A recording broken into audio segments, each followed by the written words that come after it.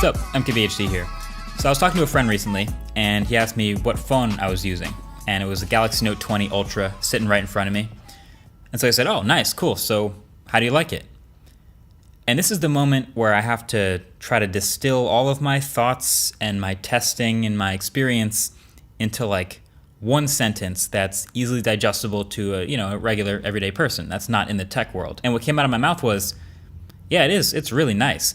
But it's also $1,300, so it better be. And so when I stepped back to really think about it and to put together all my thoughts for this full review for you guys, that thought really just kept coming back to me over and over. Because at this price, you really only see like the crazy first-gen experimental folding phones or flagships, the bleeding edge, absolute best that a company has to offer. And this is a $1,300 flagship, so it's got to be top of the line at basically everything to even consider it worth buying. And the Note 20 Ultra for me kind of lives up to that. First of all, this is the best looking, best built phone Samsung has ever made, in my opinion. The matte sort of soft touch finish on the back, the boxy flat top and bottom, the razor thin bezels, the chamfers at all the metal rails and edges.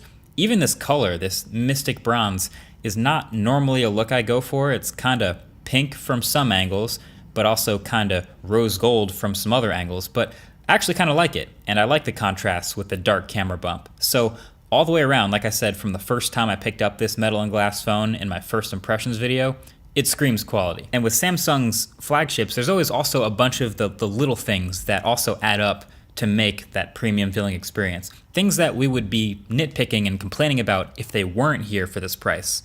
But they are here. So the vibration motor is really high quality. The same ultrasonic in-display fingerprint reader is back here, and it's pretty fast. There's wireless charging that's here, reverse wireless charging is here, there's IP68 water resistance, all the stuff we kind of take for granted to be in a Samsung flagship, but it is all here again.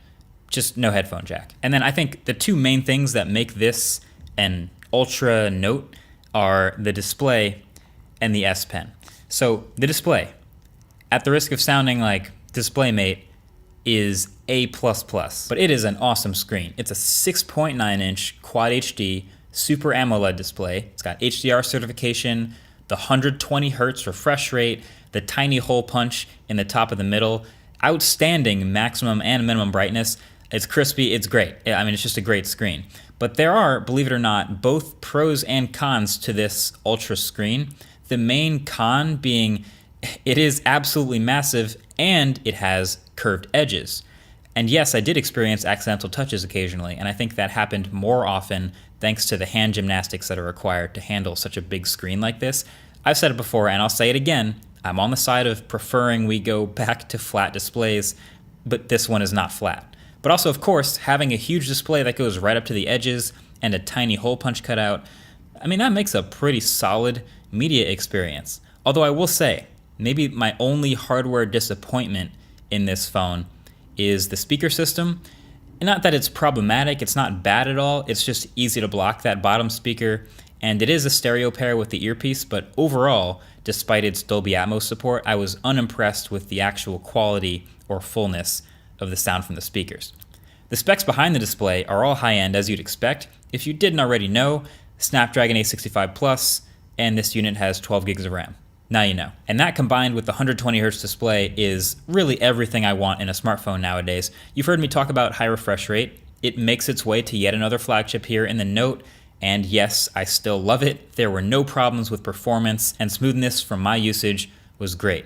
Also behind the Note's display is the same ultrasonic fingerprint reader we saw in the S20 Ultra, and it's ultra impressive and ultra similar to last year's performance, nothing ultra special here.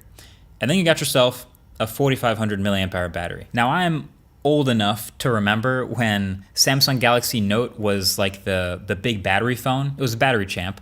It was the phone that us nerds would take to CES because it was just the battery you couldn't kill in one day. It's not that anymore, shocker. You can kill this 4,500 milliamp hour battery with a giant 120 hertz display using it all the time. You can kill it even if it's not a Quad HD. But with typical use, Note 20 Ultra's battery is good. Like it's 6 hours of screen on time, ending a day with 15 to 25% battery left regularly. good. And I have no problems with that, especially when this phone also supports 45 watt fast charging and there's wireless charging, so it's good. If you really want the extra next level battery champ, there are other phones, including the brother of this phone, S20 Ultra, which is kind of just like the same form factor minus the S Pen. That's a 5,000 milliamp hour battery, so that's better, but this is good. Okay, let's talk about the camera. I have a lot to say about this camera system, as you can probably imagine, but I'll try to keep it concise here. First of all, this camera bump is huge. It's huge, and there are other phones with big camera bumps, big camera systems, but something about this one just being a straight up shelf, like it's not tiered like the S20 Ultra or rounded or, a double shelf like some others. They don't try to hide it. It's just a big block on the back of this phone that sticks out so much that it actually has a tendency to gather dust in the corners around it. But I honestly don't hate it. It's like they're owning it. It's a character piece that, maybe has time to grow on you. The rings around the 3 cameras, to me, I think is a good look. And you do get a great array of cameras. It's the 108 megapixel standard camera that sort of rattles a bit when you shake it because it's so big. And then there's a 12 megapixel ultra wide and the 12 megapixel periscope zoom camera. If you really do hate the camera bump and the fact that it sticks out so much and wobbles like crazy when it's on a desk, you can always grab a grip case from channel sponsor dbrand. It's actually literally the perfect size to get rid of the camera bump, and then you got your added protection. So I'll drop a link below if you're interested in that. If not, you can live dangerously like me and walk around with a glass phone and no protection. So, how are the cameras? They are great. First of all, the addition of the laser autofocus really fixed the hunting problems the Galaxy S20 Ultra was having with this same huge camera module. Now, it's not the same tracking autofocus as a Pixel, but the hunting is gone. Close-up subjects are no longer problematic. But what it didn't fix is the shutter lag. So there's still a pretty noticeable delay between tapping to take a photo and when the actual capture happens, which is kind of a bummer if you're trying to capture fast motion or any action type stuff, or just like trying to time a photo of a fire truck outside a hotel at 3 a.m. to not be flaring into the lens. But I will say that with the caveat that you gotta be a little more patient and hold the camera still and wait for the shutter lag, this camera turns out outstanding photos in all kinds of conditions. In daylight, in harsh shooting into the sun, shooting at night, shooting indoors and outdoors. This thing crushes.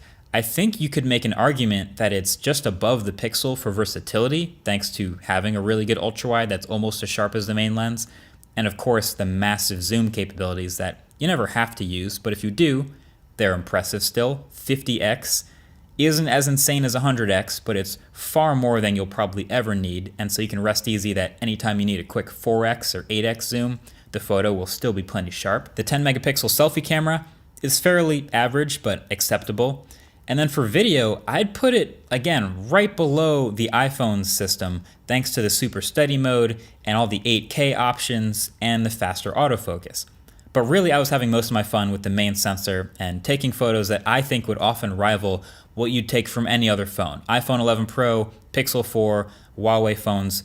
This is right up there. Well done, Samsung, on these cameras. Just makes it feel like the gigantic camera bump is more worth it. Are you impressed that we got this far into a Galaxy Note review without talking about the S Pen yet?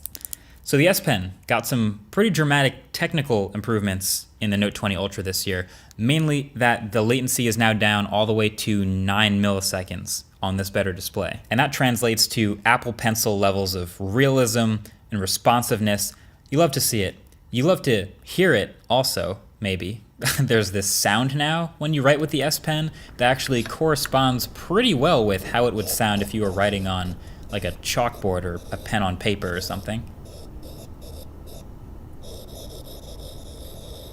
It's pretty impressive, but I could also see that getting annoying to someone who uses the S Pen like a lot, so you can turn that off. But yeah, technically speaking, it is a big improvement. But the S Pen really overall is the same thing it's been for a while, which, depending on who you are, is either a fun optional accessory that comes along with this flagship, or an absolutely vital tool for sketching or note-taking or annotation work. You may remember from my previous reviews, I'm not the biggest S Pen person, so for someone like me, a Galaxy Note probably isn't the best use of money, but there are people who every year wait for the latest Galaxy Note because this phone represents the absolute best stylus experience on a phone. And so for those people, yeah, this is it. I could make this like an hour and a half long video if I tried to cover all of the features buried in Samsung's software, because they absolutely pack this phone to the gills. The edge lighting, the secure folder, the wireless music sharing, the air actions, the reverse wireless charging, the wireless DeX is super impressive. Even Bixby routines. Bixby. I mean, I found there's always something buried in here that you've either never heard about, or maybe you knew about it but just didn't use it, because Samsung errs on the side of shoving in too many features instead of the other way around, like trying to keep it super simple and leaving things out that aren't perfect. It's like the opposite of the Apple strategy, and you see that throughout using this phone, from the launcher to the camera app to the settings. And if there's any upside to that, it certainly makes you feel like you're more getting your money's worth. But at the end of the day, are you? Are you getting $1,300 worth of smartphone here? Honestly, that's probably pushing it. I'd say you probably aren't, but the thing about Samsung launch prices is they're guaranteed to fall. Like this phone in 3 or 4 months will most likely cost a bit less than it does now at launch. But if there's any phone that makes it feel like you're getting the absolute complete package, from the spec sheet to the huge incredible display, to the build quality, to the cameras, to the battery, to the stylus you can't get anywhere else, to the software, it's probably this one. But I want to end it all with this. What is a review, really? Well, it's just giving your opinion on something you've used. Try to figure out if what you're buying is worth it or not, right? And so Samsung sent us all reviewers this Galaxy Note 20 Ultra, which is really, really great phone for $1,300. And so we're all out, since we have it early, we're all testing and enthusiastically giving this phone a shot. But none of us, as far as I know, have the Note 20, which is the $1,000 plastic 1080p 60 hertz, in my opinion, severely overpriced phone. None of us are out enthusiastically testing and reviewing that one. PSA, that's probably on purpose. So Note 20 Ultra is $1,300. If you can swing it, great. If you're looking for something similar but looking to save a bit of money, I would actually hold off on trying to just go straight to the Note 20 for now. I would wait for some reviews of that at least, or maybe look to some other phones, some other Galaxy S20 Plus, or even some non-Samsung phones, because, and this is a new thought to have now in 2020, just attaching the Note name to something doesn't necessarily mean flagship quality anymore, like it used to. Becca from The Verge made a really great point in her video about Samsung's lineup, which is the word you used to look for to symbolize and describe the absolute best in Samsung's lineup used to be Note. But it's not. Now the word you need to look for is Ultra. The Ultra, it's a nice phone, yeah. But for $1,300, it better be. That's been it. Thanks for watching. Catch you guys in the next one. Peace.